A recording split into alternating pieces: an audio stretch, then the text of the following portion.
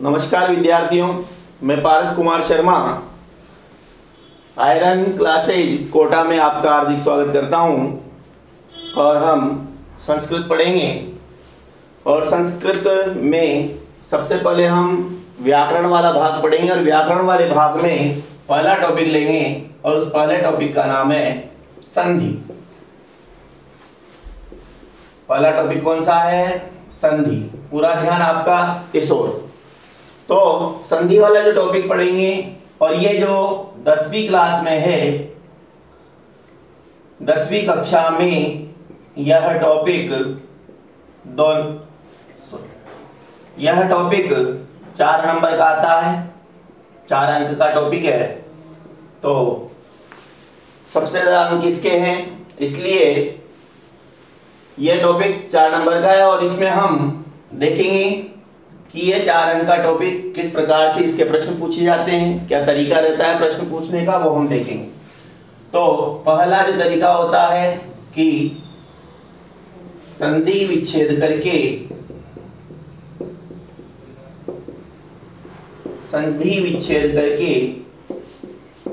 संधि का नाम लिखो।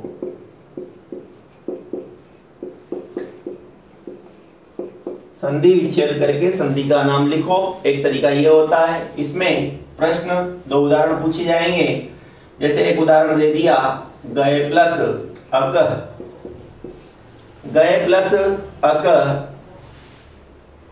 ये पद दे दिया, इसमें उदाहरण दे दिया कि आपको गायक और गायक में इसका संधि विच्छेद करवा रहा है, वो आपसे तो संधि विच्छेद करेंगे, गए प्लस अक। और जब इसका संधि का नाम आएगा तो संधि का नाम आपको लिखना है अयादि संधि। कौन सी संधि लिखेंगे? अयादि संधि। तो 2 उदाहरण तो इस तरीके से पूछे जाएंगे, समस्त पद दिया जाएगा आपको, उसके आपको क्या करना है, संधि विच्छेद करके संधि का नाम लिखना है। 2 उदाहरण इस प्रकार के होंगे। और 2 उदाहरण आएंगे संधि करके संधि का नाम लिखो, संधि करके संधि का नाम लिखो। 2 उदाहरण इस प्रकार से पूछे जाएंगे। किस प्रकार से उदाहरण होगा? तो जैसे हमने लिया कि वसंत प्लस ऋतु, ये उदाहरण ले लिया। अब इसका संधि पद बनाएंगे। अब संधि पद बना के संधि का नाम लिखेंगे। संधि पद बनाएंगे और संधि पद क्या होगा? वसंत ऋतु। वसंत प्लस ऋतु का संधि पद क्या बनेगा? वसंत ऋतु। कैसे बना? तो जैसे त में क्या है? अ, और बाद में क्या है? री। तो अ और री, इन दोनों के स्थान पर एक आदेश हो जाएगा और वो आदेश क्या होगा? अर। तो इस प्रकार से जब हम इसे मिलाएंगे तो यहाँ पर पद बन जाएगा वसंत ऋतु। तो इसमें कौन सी संधि है? तो आपको बतानी है कि इसमें गुण संधि है। तो ये तरीका रहेगा क्वेश्चन पूछने का। 2 उदाहरण इस प्रकार से पूछे जाएंगे, आपको ऐसा करना है, संधि विच्छेद करके संधि का नाम लिखना है। 2 उदाहरण इस प्रकार से पूछे जाएंगे, संधि पद के संधि विच्छेद दिया हुआ रहेगा, संधि पद बनाना है और 2 उदाहरणों में संधि का नाम लिखना है। तो ये उदाहरण 4 रहेंगे और चारों उदाहरण के 1-1 नंबर रहेंगे। तो ये तरीका रहेगा क्वेश्चन पूछने का। ये बोर्ड में यही तरीका होता है और कोई तरीके से प्रश्न नहीं आता। ये 2 ही तरीके हैं इससे प्रश्न पूछा जाता है, संधि पद बनाना और संधि विच्छेद करना। अब हम शुरू करते हैं इसकी शुरुआत। तो आपका पूरा ध्यान यहाँ रहे। संधि, सबसे पहले हम संधि में क्या करेंगे? संधि शब्द की व्युत्पत्ति को देखेंगे। क्या देखेंगे हम? संधि शब्द की व्युत्पत्ति। क्या देखेंगे बच्चों? संधि शब्द की व्युत्पत्ति देखेंगे। व्युत्पत्ति का मतलब क्या होता है? रचना। क्या मतलब होता है व्युत्पत्ति का? रचना। और रचना भी समझ में नहीं आता है तो शब्द की बनावट की, जो संधि शब्द बना है, ये संधि शब्द किन किन से मिलकर बना है, तो यहां पर हम देखेंगे। सबसे पहले संधि शब्द में क्या आता है? सम उपसर्ग। क्या आता है बच्चों? सम उपसर्ग आता है। इसके बाद दूसरी जो चीज रहती है इसमें वो है धा, धा का मतलब होता है धारण करना, धारण करना। मतलब क्या है, धा क्या है, तो धा धातु है। क्या है, धा धातु। इसके बाद इसमें एक क्या लगा हुआ है, की, और की का शेष क्या रहता है, ई, और की क्या है, तो की भी एक प्रत्यय है। इन तीनों से मिलकर के संधि शब्द का निर्माण किया गया है। अब संधि शब्द बनता कैसे है उसे हम देखेंगे। स के बाद क्या आ रहा है, म, और म के बाद क्या आ रहा है, म के बाद व्यंजन। और जब व्यंजन आ जाता है तो इस म का क्या बन जाता है, अनुस्वार। तो हमने क्या कर दिया, यहाँ सम कर दिया। धा में से ध शेष रहेगा, आ का लोप होता है, ध शेष रहा, आधा ध, और इस ध में क्या करेंगे, की प्रत्यय का ई जोड़ देंगे। जब की प्रत्यय का ई जोड़ेंगे तो ये बन जाएगा धी, और पीछे क्या लगा देंगे, विसर्ग। ठीक है, तो क्या बना, सम आधा म है, आधे म के बाद क्या आ रहा है, व्यंजन वर्ण। और व्यंजन वर्ण आने पर आधे म का क्या बना देंगे, अनुस्वार बना देंगे। अनुस्वार बनाने के बाद वाले धा को देखेंगे, तो धा का क्या करेंगे, ध लेंगे, आधा ध, और आधे ध में क्या कर देंगे, की प्रत्यय का ई जोड़ देंगे, और ई जोड़ने पर ये स्थिति बन जाएगी सम प्लस धी। अब यहाँ पर ऐसी स्थिति बनने पर एक संधि का सूत्र लगता है, इसे कहते हैं परसवर्ण संधि। कौन सी संधि का सूत्र लगता है, परसवर्ण संधि का। तो परसवर्ण संधि का सूत्र क्या है वो हम देखेंगे। तो इसका सूत्र है अनुस्वारस्य ययि परसवर्ण। क्या सूत्र है इसका, अनुस्वारस्य ययि परसवर्ण। कौन सी संधि का सूत्र है, परसवर्ण संधि का सूत्र। परसवर्ण संधि, परसवर्ण संधि का क्या है, सूत्र है। परसवर्ण संधि का सूत्र है ये। क्या होता है, इसका मतलब क्या है, निकालते हैं मतलब क्या है। तो देखेंगे, अनुस्वार का, अनुस्वार से षष्ठी विभक्ति है, अर्थ क्या निकलेगा, षष्ठी का क्या होता है, का के की। तो यहाँ पर क्या होगा, अनुस्वार का यदि यय प्रत्याहार बाद में हो तो। अब यय प्रत्याहार क्या होता है, यह हम आपको समझाएंगे जब हम संधि पढ़ेंगे तब। तो यहाँ पर केवल हम इसकी व्युत्पत्ति देख रहे हैं। तो अनुस्वार का यय प्रत्याहार बाद में हो, और यय प्रत्याहार में आता है वर्ग का पहला, दूसरा, तीसरा, चौथा, पांचवा वर्ण। यय प्रत्याहार बाद में हो तो बाद वाले वर्ग के वर्ण का, ये कौन से वर्ग का वर्ण है, त वर्ग का। कौन से वर्ग का वर्ण है, त वर्ग का। त वर्ग का कौन सा वर्ण है, तो ये चौथा वर्ण है। कौन सा वर्ण है, चौथा वर्ण। तो क्या करना है, बाद वाले वर्ग के वर्ण का सवर्ण, यानी कि पर का मतलब क्या होता है, बाद वाले वर्ग के वर्ण का, और सवर्ण का मतलब होता है समान वर्ण आदेश हो जाता है। अब समान वर्ण का मतलब क्या है, तो समान वर्ण का मतलब ये है कि अनुस्वार, आपको पता होना चाहिए अनुस्वार कहां से बोला जाता है, किस स्थान से, उच्चारण स्थान क्या है इसका, तो अनुस्वार का उच्चारण स्थान है नासिका। क्या उच्चारण स्थान है, नासिका। तो बाद वाले जो वर्ग आ रहा है ये ध, इस त वर्ग का पंचम वर्ण क्या है, न। जब इस वर्ग का पंचम वर्ण न है तो बताओ कि ये भी किससे बोला जाता है, नासिका से, और न भी किससे बोला जाता है, नासिका से। तो ये बाद वाले वर्ग के वर्ण का समान वर्ण आदेश हो जाएगा किसके स्थान पर, अनुस्वार के स्थान पर। जब अनुस्वार के स्थान, तो अनुस्वार हटाएंगे, अनुस्वार के स्थान पे कर रहे हैं तो अनुस्वार हटाएंगे, अनुस्वार हटाएंगे तो सा आएगा, सम से अनुस्वार हटाया, अनुस्वार के स्थान पर क्या आएगा, न। क्योंकि अनुस्वार के स्थान पे क्या कर देंगे, न, और न के बाद क्या करेंगे, ध में की मात्रा लगाकर पद क्या बना देंगे, संधि। अब आपसे ये पूछा जाए कि संधि में कौन सी संधि है, क्या पूछा जाए कि संधि में कौन सी संधि है, तो आप क्या बताएंगे, परसवर्ण व्यंजन संधि। कौन सी संधि है, परसवर्ण व्यंजन संधि है।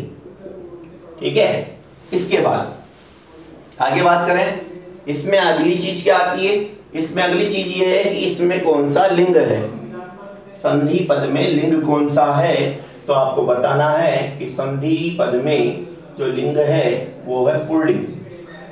कौन सा लिंग है, पुल्लिंग। अच्छा, पुल्लिंग क्यों है, ये भी हमें क्लियर करना है कि पुल्लिंग क्यों है। तो पुल्लिंग इसलिए है कि जो की प्रत्यय लगाया गया है, कौन सा प्रत्यय लगाया गया? की प्रत्यय। तो की प्रत्यय लगता कहां पर है? पुल्लिंग शब्दों में या पुल्लिंग जब मतलब इस प्रत्यय से बना हुआ जो पद होगा वो पुल्लिंग पद कहलाएगा। यह पुल्लिंग पदों में ही लगाया जाता है, यानी कि इससे बनने वाले जो पद होंगे वो पुल्लिंग ही बनेंगे। तो आपको ध्यान रखना, इसलिए संधि पद क्या है? पुल्लिंग। जबकि हम बोलते क्या है? संधि होनी चाहिए या संधि कहते हैं, लेकिन स्त्रीलिंग भाव आता है, लेकिन ये कहलाता क्या है? पुल्लिंग। क्यों कहलाता है? क्योंकि प्रत्यय हमेशा पुल्लिंग पदों में ही लगाया जाता है। नंबर 2, ये तो हुई आपकी किसकी बात? संधि शब्द की व्युत्पत्ति, रचना या बनावट। कैसे हुई? तो समुपसर्ग लगाया, धा धातु धारण करना अर्थ में, और इसके बाद क्या लगाया हमने? की प्रत्यय। और की प्रत्यय का क्या लगता है? ई शेष रहता है। कैसे किया? तो समुपसर्ग का जो मां है उसके बाद व्यंजन आ रहा है, व्यंजन आने के कारण यह आगम क्या होगा? अनुस्वार बन जाएगा, और अनुस्वार के बाद क्या करना है हमें?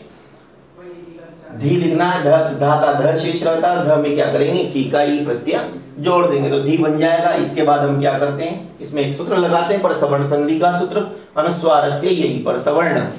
इसका मतलब क्या है? तो अनुस्वार का यह प्रत्याहार बाद में हो तो बाद वाले वर्ग के वर्ण का समान वर्ण आदेश। तो बाद वाले वर्ग का वर्ण ये कौन से वर्ग का है? ता वर्ग का। और ता वर्ग का कौन सा वर्ण है? चौथा वर्ण। तो समान वर्ण आदेश। अब समान वर्ण किससे? उच्चारण स्थान के आधार पर। तो अनुस्वार का क्या उच्चारण स्थान होता है? नासिका। तो इस त वर्ग का पंचम वर्ण का भी क्या उच्चारण स्थान होगा? नासिका। इसलिए अनुस्वार के स्थान पर जो आदेश होगा वो क्या हो जाएगा? न। किसके कारण? बाद वाले वर्ग के वर्ण के कारण। ठीक है। और इसमें कौन सी संधि हुई फिर? संधि शब्द में परसवर्ण संधि। इसके बाद हम आते हैं अगली बात पर, संधि की परिभाषा। अब हम इसके बाद क्या देखेंगे? संधि की परिभाषा देखेंगे। संधि की क्या परिभाषा है? ध्यान देंगे। इसका एक सूत्र दिया गया है, महर्षि पाणिनि के द्वारा जो सूत्र दिया गया है उस सूत्र का नाम क्या है? वर्ण संधानम संधि। और सवर्ण संधि का सूत्र क्या है? वर्ण संधानम संधि। वर्ण संधानम संधि का मतलब क्या होता है? तो आपको इसका सूत्रार्थ लिखना पड़ेगा। अब सूत्रार्थ हमें हिंदी में ही लिख के बताना है, लेकिन इसका अगर संस्कृत भी अगर कभी आपको जानकारी लेनी है तो संस्कृत में भी हम इसको देख सकते हैं कि द्वयो वर्णयो परस्परम यत् मेलनम संधानम परिवर्तनम वा जायते तत् संधि रीति कथ्यते। तो सूत्रार्थ हम देखेंगे इसका हिंदी में क्या सूत्रार्थ होगा कि दो या दो से अधिक सार्थक वर्णों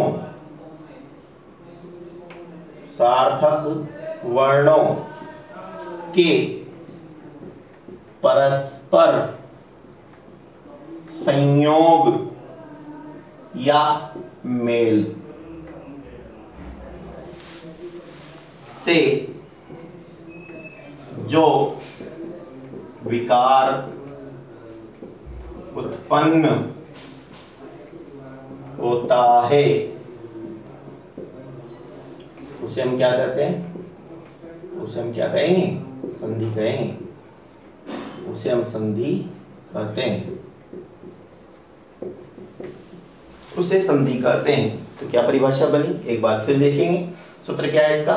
वर्ण संधानम संधि। वर्ण संधानम संधि का मतलब क्या होता है? तो वर्णों का संधान, वर्णों को मिलाना ही क्या कहलाता है, और उससे जो विकार उत्पन्न हो उसी संधि। तो दो या दो से अधिक सार्थक वर्णों के परस्पर संयोग से या मेल से जो विकार उत्पन्न होता है उसे हम क्या कहते हैं? संधि कहते हैं। तो इसको आप एक बार देख लें, थोड़ी देर के लिए नोट कर लें या स्क्रीनशॉट ले लें इसका।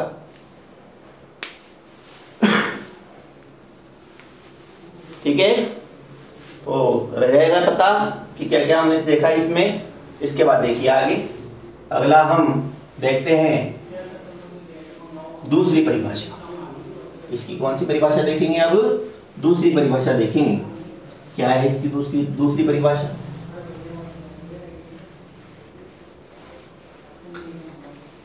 देखिए ध्यान दीजिए, एक आचार्य हुए हैं या एक ऋषि हुए हैं जिन्हें कहते हैं महर्षि पाणिनि, जिसके आधार पर हम व्याकरण पढ़ रहे हैं वो है महर्षि पाणिनि। उन्हीं की व्याकरण का अध्ययन हम यहाँ पर करते हैं। तो तीसरा पॉइंट, और तीसरे पॉइंट में आपको क्या करना है, महर्षि पाणिनि की परिभाषा देखनी कि महर्षि पाणिनि क्या परिभाषा देते हैं। तो महर्षि पाणिनि के अनुसार, महर्षि पाणिनि के अनुसार संधि की परिभाषा, क्या परिभाषा है महर्षि पाणिनि के अनुसार संधि की, ध्यान दीजिए। महर्षि पाणिनि के अनुसार जब हम संधि की परिभाषा देखते हैं उसमें क्या कहा गया है, अच्छे से सुनेंगे। तो महर्षि पाणिनि जो आचार्य हुए हैं, व्याकरण के आचार्य हैं, जिन्होंने एक ग्रंथ लिखा है जिसका नाम है अष्टाध्यायी, और उसी के आधार पर हम व्याकरण का अध्ययन करते हैं। तो यहाँ पर उन्होंने क्या परिभाषा दी है, परः सन्निकर्ष, परः सन्निकर्ष संहिता, क्या परिभाषा दी है, परः सन्निकर्ष संहिता। क्या मतलब है, इसको भी जान लेते हैं क्या मतलब है इसका। तो सन्निकर्ष का मतलब होता है निकटता। तो पूर्वापर, पूर्व वाला और बाद वाला, तो बाद वाले और पूर्व वाले वर्ण का जब निकटता बढ़ती है तो उससे जो विकार उत्पन्न होता है उसे हम क्या करते हैं, संधि करते हैं। सूत्रार्थ देखते हैं या संहिता करते हैं। इन्होंने एक नाम क्या दिया है संधि का, संहिता। क्या नाम दिया, संहिता। तो आपको ध्यान रखना है कि संधि को अन्य और किस नाम से जाना जाता है। तो दूसरा जो नाम है इसका उसे कहते हैं हम क्या, संहिता। तो संहिता के नाम से भी हम इसे जानते हैं। ये महर्षि पाणिनि ने बताया कि संधि को क्या कहते हैं, संहिता भी कहते हैं। क्योंकि ये कंपटीशन एग्जाम में पूछा हुआ प्रश्न भी है कि संधि अपर नाम किम, संधि को अन्य किस नाम से जाना जाता है। तो संहिता के नाम से परिभाषा, संस्कृत में अगर परिभाषा बनाओगे तो क्या बनेगी, वर्णानाम अत्यंत निकटता संहिता इति कथ्यते। तो यहाँ पर हम इसकी परिभाषा हिंदी में देखेंगे हम कि वर्णों की अत्यंत निकटता या समीपता से होने वाले विकार को संहिता कहते हैं। क्या कहते हैं साहब, संहिता कहते हैं। क्या परिभाषा हो गई, एक बार फिर ध्यान दें। वर्णों की अत्यंत निकटता या समीपता से होने वाले विकार को, कि उससे क्या विकार उत्पन्न हो रहा है। जब वर्णों की अत्यंत निकटता बढ़ेगी तो वर्णों की अत्यंत निकटता बढ़ने पर उनसे क्या विकार उत्पन्न होता है, इसे हम क्या कहेंगे, संधि कहते हैं। ध्यान दें। इसके बाद ध्यान दें आप। तो बच्चों अगला जो टॉपिक है हमारा, अगला जो पॉइंट है इसमें वो आएगा संधि के भेद, संधि के प्रकार या संधि के भेद। तो बच्चों जब हम संधि के भेद पढ़ते हैं तो संधि के कितने भेद माने जाते हैं, संधि के मुख्य रूप से हम 3 भेद पढ़ते हैं और वैसे 5 भेद इसके माने जाते हैं। तो हम यहाँ पर केवल 3 भेद पढ़ेंगे। 3 भेद होते हैं। अब वो 3 भेद या 5 भेद कौन कौन से होते हैं वो आपको जानकारी, लेकिन आपको 3 ही याद रखना है, ये बात ध्यान रहे। तो ध्यान दीजिए, पहली कौन सी संधि है, अच। और अच को ही हम किस नाम से जानते हैं, स्वर संधि के नाम से जानते हैं। किस नाम से जानते हैं, स्वर संधि के नाम से जानते हैं। अच को स्वर संधि के नाम से भी जानते हैं। दूसरा भेद आता है इसका हल,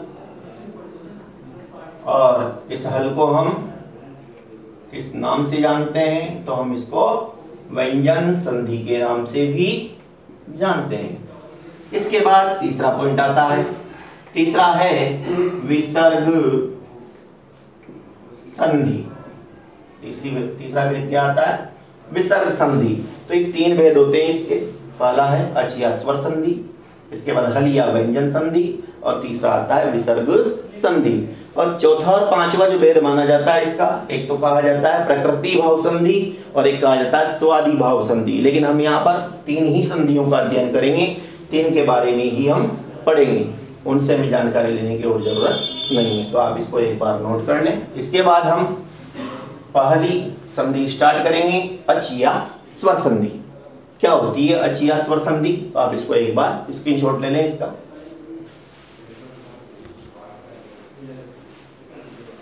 ठीक है बच्चों, तो देखिए आगे देखते हैं इसका। इसके बाद हम पहला भेद लेंगे इसका और उसे कहते हैं हम स्वर संधि। स्वर संधि के बारे में जानते हैं कि स्वर संधि किसे कहते हैं, स्वर संधि के कितने भेद हैं। ठीक है, तो फर्स्ट भाग, पहला भाग, और पहले भाग में हम देखेंगे अच या स्वर संधि। क्या देखेंगे हम? अच या स्वर संधि। अच या स्वर संधि में इसकी परिभाषा देखेंगे। क्या परिभाषा है इसकी? तो सबसे पहले हम इसकी देखेंगे परिभाषा। क्या परिभाषा है, ध्यान देंगे। तो ध्यान देंगे, दो या दो से अधिक, दो या दो से अधिक स्वर वर्णों के परस्पर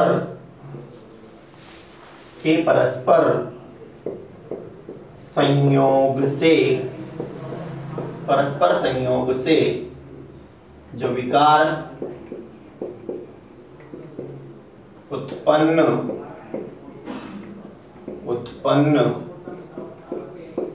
होता है, जो विकार उत्पन्न होता है उसे अच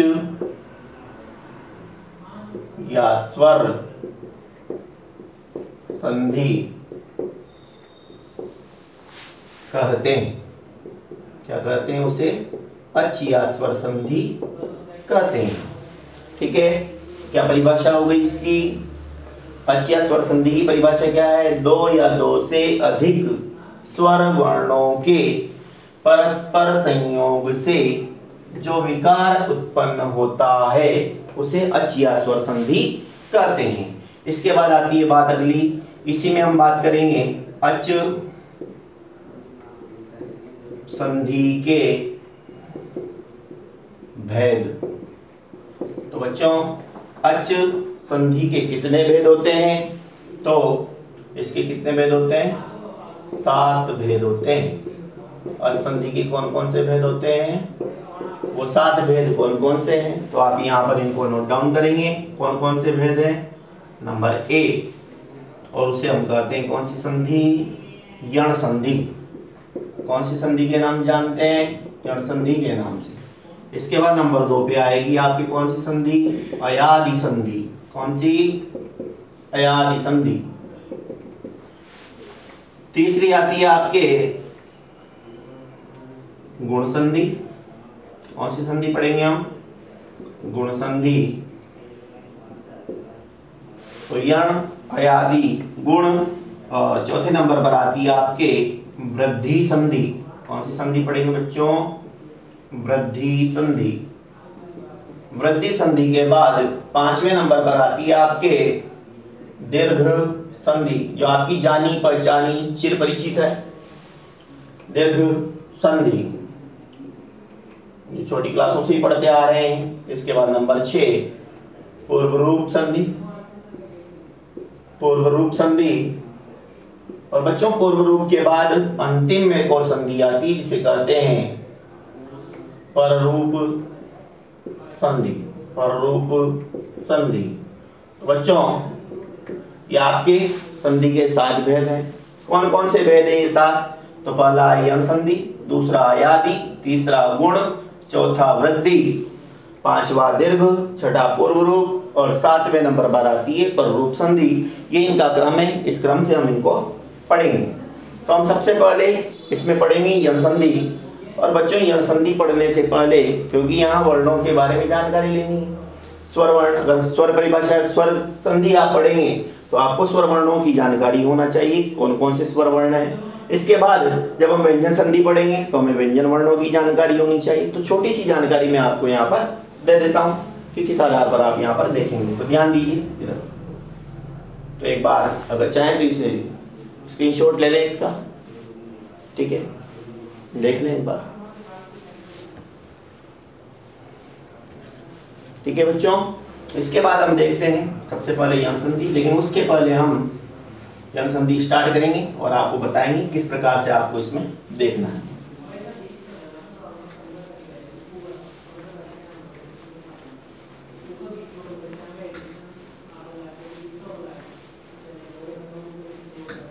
तो ध्यान दें, इधर देखिए। तो हम पहली संधि कौन सी पढ़ेंगे स्वर संधि में, अच संधि में या स्वर संधि में पहली संधि कौन सी पढ़ेंगे, यण संधि। अब बच्चों यण संधि का सूत्र क्या है, मैं आपको देखो 3 तरीके से देखना, या तो आप सूत्र के माध्यम से समझ जाएं, एक हम इसमें क्या करेंगे सारणी भी बनाएंगे, तो एक सारणी के माध्यम से समझ जाएं। सारणी भी अगर आपको समझ में नहीं आती है तो फिर इसका क्या करेंगे, मैं मौखिक रूप में बोल करके बताऊंगा कि इसकी ये परिभाषा है, तो उस परिभाषा के माध्यम से समझ लें। 3 तरीके आपके पास है। अगर आप सूत्र के माध्यम से समझना चाहते हैं तो आपको प्रत्याहार याद होना चाहिए, सुना होगा माहेश्वर, चतुर्दश माहेश्वर सूत्र। तो चतुर्दश माहेश्वर सूत्र याद होना चाहिए। वो कौन कौन से, तो अयुण, ऋलृक, अयोंग, अयोज, अयवरट, लण, यमंगणनम, झबय, घड़दश, जबगड़दश, खपच, छठथ, चटतव, कपय, शशसर, हल। एक तो तरीका ये। या फिर आपको स्वर पता होना चाहिए कि ऋस्व स्वर कितने हैं, तो ऋस्व स्वर 5 है, दीर्घ स्वर 8 है, या एनसीईआरटी के अनुसार है कि ह्रस्व स्वर कितने हैं, कितने हैं ह्रस्व स्वर 5। कौन कौन से, अ ई उ ऋ ऋ। तो कौन कौन से स्वर आपको एक बार बता दूं मैं जानकारी, जब स्वर संधि पढ़ रहे हैं तो आपको जानकारी होनी चाहिए। यहाँ पे ये र लगा हुआ है बच्चों, क्या लगा हुआ है, ह्रस्व स्वर। और ह्रस्व स्वर कितने होते हैं, 5। कौन कौन से हैं, अ, ई, उ, ऋ, ऋ। कितने, 5। तो 5 तो होते हैं ह्रस्व स्वर। ह्रस्व स्वर के बाद आता है आपके दीर्घ स्वर, और दीर्घ स्वरों की संख्या कितनी है, 8। 8 में कौन कौन आएंगे, आ आएगा, अ का भाग आ, ई का भाग दीर्घ ई, उ का दीर्घ उ, री का दीर्घ री। अच्छा, री में भी अगर आपको अंतर समझ में नहीं आता हो तो जूम करके बता रहा हूं, एक तो ये री बनता है, और अगर बड़ी री लगानी है तो फिर क्या बनेगा, इस प्रकार से चूल्हे बन जाएंगे 2। तो ये एक तो कहलाएगा, एक चूल्हा बनाएंगे तो ऋस्व री, और डबल लग गया तो फिर क्या हो जाएगा, दीर्घ री। तो यहाँ दीर्घ री आती है। इसके बाद एच वर्ण भी आते हैं, ए, ओ, अय और औ। तो इस आधार पर ये 8 वर्ण दीर्घ होते हैं। एक भेद और होता है स्वर में, कौन सा भेद होता है, प्लुत स्वर। तो प्लुत स्वरों की संख्या भी वैसे तो 8 होती है, कितनी होती है, 8। तो प्लुत स्वरों की संख्या 8 होती है, लेकिन इसका एक उदाहरण है, प्रसिद्ध उदाहरण, जिसमें 3 का चिन्ह लगाया जाता है। जैसे हम ओम लिखते हैं तो ओम में क्या कर देते हैं, 3 का चिन्ह लगा देते हैं। तो ये जो 3 का चिन्ह लगा हुआ है, 3 की संख्या का चिन्ह लगा हुआ है, इस आधार पर इसे जाना जाता है। और इसकी लंबी आवाज निकलती है। जैसे हम कोई मंत्र बोलते हैं तो उस आधार पर क्या होता है, इसमें लंबी आवाज, जिसे बोलते हैं ना, शुरुआत में पंडित लोग बोलते हैं, आपने सुना हो तो ओम, तो ओम लंबा निकल रहा है और ओम के बाद अपना मंत्र स्टार्ट कर देते हैं। तो यहाँ पर प्लुत स्वर भी 8 होते हैं, लेकिन इनकी गिनती इसलिए नहीं होती इसमें, सामान्य व्याकरण की वैदिक संस्कृत में प्रयोग किया जाता है। इसका किसमें प्रयोग होता है, वैदिक संस्कृत में। और वैदिक संस्कृत में प्रयोग होने के कारण हम प्लुत स्वर की जानकारी ज़्यादा यहाँ पर जरूरत नहीं पड़ती, और जरूरत नहीं पड़ती तो ह्रस्व और दीर्घ स्वरों की जानकारी हमें होना चाहिए। तो इस आधार पर हम यण संधि शुरू करते हैं। अगर सूत्र के आधार पर देखेंगे तो वो भी बताएंगे। तो देखिए ध्यान से, सबसे पहले हम यण संधि स्टार्ट करते हैं। यण संधि क्या है, किसे कहते हैं और इसके उदाहरण किस प्रकार से पूछे जाते हैं। ले लिया स्क्रीनशॉट, ले लीजिए इसका। ठीक,